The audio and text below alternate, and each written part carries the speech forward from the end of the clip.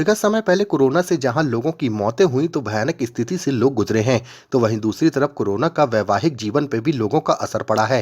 दरअसल इस बात की जानकारी परिवार परामर्श केंद्र से मिले आंकड़ों से हुई है। आंकड़ों के मुताबिक कोरोना के बाद जो शादियां हुई उनमें से 4,000 वैवाहिक जोड़ों के बीच रिश्ता कायम है।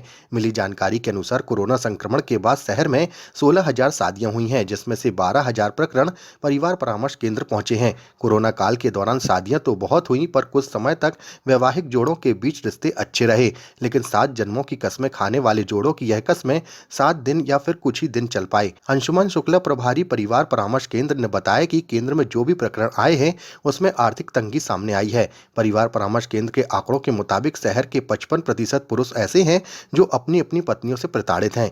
इन पतियों ने परिवार परामर्श केंद्र में आवेदन किया है कि पत्नी आत्महत्या करने की चेतावनी दे रही हैं। इधर 12% सास ने बहुओं से प्रताड़ित करने का आरोप लगाते हुए आवेदन दिए हैं। परिवार परामर्श केंद्र के माध्यम से हमने आकलन किया है कि शहर में लगभग कोरोना काल के बाद 16,000 शादियां हुई हैं और 12,000 प्रकरण पाए गए हैं। प्रत्येक प्रकरण के पीछे मुख्य कारण ये लग रहा है कि कोरोना तो चला गया, परंतु कोरोना के घातक परिणाम समाज के सामने आ गए हैं। आर्थिक संकट, एक टाइम खाने के बाद दूसरे टाइम की समस्या, इस कदर समाज का बहुत बड़ा वर्ग आर्थिक संकटों से जूझ रहा है, जिसके पास संसाधनों की कमी हो गई है। एक वर्ष विवाह के 20% मामले आना बहुत बड़ी त्रासदी है।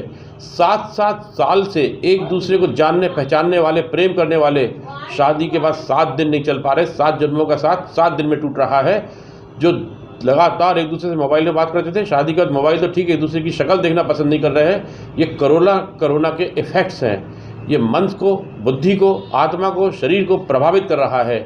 इससे निकलने के लिए पूरे समाज को बहुत बड़ी ताकत लगाना पड़ेगी और विवाह को सिर्फ एक वैदिक विधानिक ना समझकर इसको एक मनोवैज्ञानिक, सामाजिक आधार पर भी इस पर संघर्ष करना पड़ेगा। कोरोना से तो हम जीत गए, पर परिवार के अंदर हम संघर्ष में जीत नहीं पा रहे।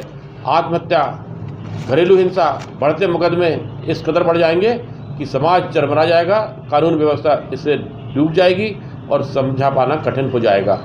विवाद के कारण किस विवाद के कारण बताना पड़ रहा है? आर्थिक संकट, समझने की कमी, घरों में अवसर की समाप्ति हो गई, हस्तक्षेप हो रहा है और वह जैसा विवाह के बाद संभावनाएं थी वह समाप्त हो रही हैं। इस कारण यहाँ पर बहुत कठिन हालात आ गए हैं। वर्ष के आखिरी तक कितने अभी तक मामले ऐसे आए हैं? पुरुष वर्ग बहुत बड़ी संख्या में आवेदन लेकर आता है कि पत्नी आत्महत्या की धमकी दे रही है। लगभग 55% पतियों के आवेदन है, 12% सास के आवेदन है और बाकी आवेदन महिलाओं के हैं। हम लोग मौखिक आवेदन भी ले रहे हैं, ऑनलाइन भी कर रहे हैं, कोशिश भी कर रहे हैं, प्रयास भी कर रहे हैं कि ये संकट ना बढ़े और यथाशीघ्र काउंसलिंग द्वारा मध्यस्थता के परिणाम सुलह वार्ता से अनुकूल आ जाएं। सर, इस साल का आखिरी साल चल रहा है, इसमें कितने टोटल आंकड़ा बताइए? 2108 पारिवारिक विवाद परिवार परामर्श केंद्र में आए, जिसमें हम लोगों ने यह कोशिश की कि समझौता हो जाए।